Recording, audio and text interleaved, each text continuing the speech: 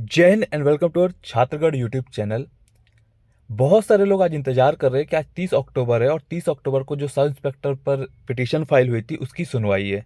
तो उसी के रिगार्डिंग मैं आप लोगों को कुछ बताना चाहता हूँ।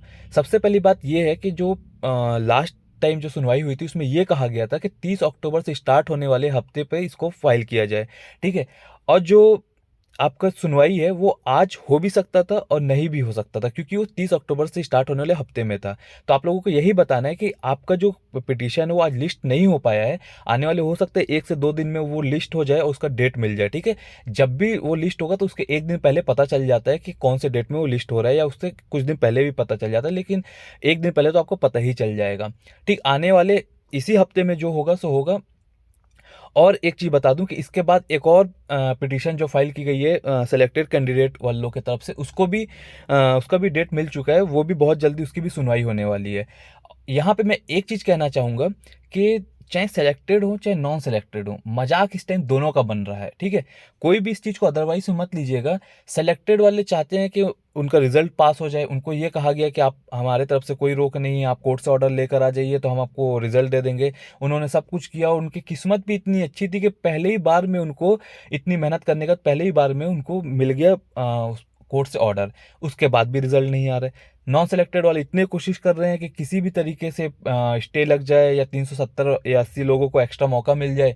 उनका कोई सुनवाई नहीं हो रहा है। ठीक है। यहाँ से इतना देख कर ये समझ में आ रहा है कि जज साहब के संज्ञान में सब चीज़ है और जज साहब काफ़ी हद तक रिजल्ट पास कराने के उसमें पक्ष में है, क्योंकि पिछले सुनवाई में भी उन्होंने ये कहा था कि कोई भी रोक नहीं है, भर्ती प्रक्रिया चलते रहनी चाहिए।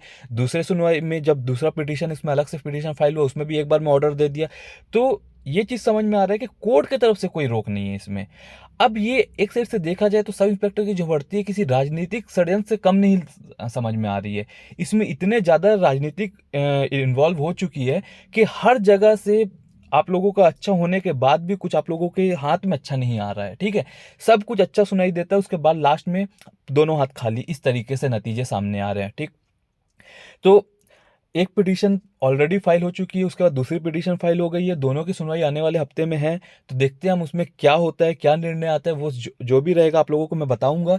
बस फिलहाल आप लोगों से इतना कहना है कि धैर्य बना कर रखिए, अपनी हिम्मत मत तोड़ना, क्योंकि अगर अगर आप लोगों का रिजल्ट कुछ दिनों के अंदर या चुनाव के कुछ दिनों के अंदर नहीं आया, चुनाव होने के बाद या रिजल्ट आने के कुछ दिनों के बाद, तो ये सब कुछ भी नहीं है। अभी काफ़ी लोगों को ये लग रहा है कि हम ऐसा मेहनत कर रहे हैं, हम वैसा मेहनत कर रहे हैं, हम इतना मेहनत कर रहे हैं। इससे कई गुना ज़्यादा मेहनत करना पड़ेगा और इससे कई ज़्यादा प्लानिंग करनी पड़ेगी। कई लोग आज के बारे में सोच रहे हैं और कई लोग आने वाले समय पे क्या करना पड़ेगा, और ये फॉर्मूला हमारा काम नहीं है, उसके बारे में सोच रहे हैं। तो ये मत सोचना कि मेहनत नहीं हो रही, मेहनत सब कहीं से हो रही है। कुछ लोग प्रेजेंट में रह के मेहनत कर रहे हैं, कुछ फ्यूचर का सोच के मेहनत कर रहे हैं। और यकीन मानिए कि अगर चुनाव के रिजल्ट आने तक रिजल्ट नहीं आया तो कुछ अलग ही प्लान करना पड़ेगा, और उसके बाद ये जो अभी काम चल रहे हैं इनसे काम नहीं बनेगा। ठीक है। तो सब तरीके से प्लानिंग चल रही है और प्लानिंग करेंगे भी, सब एकजुट होकर मेहनत करेंगे भी। फिलहाल हमारे हाथ में यही है कि इंतजार कर सकते हैं रिजल्ट आने तक का, तो रिजल्ट आने तक का इंतजार करिए। बाकी जो दूसरे तरीके से मेहनत चल रही हो तो अपने तरफ से चली रही है और आप लोग आगे बढ़ के मेहनत करते रहिए। उसके लिए आप लोगों को शुभकामनाएं। ठीक है, मिलते हैं नेक्स्ट वीडियो में। जय हिंद, जय भारत।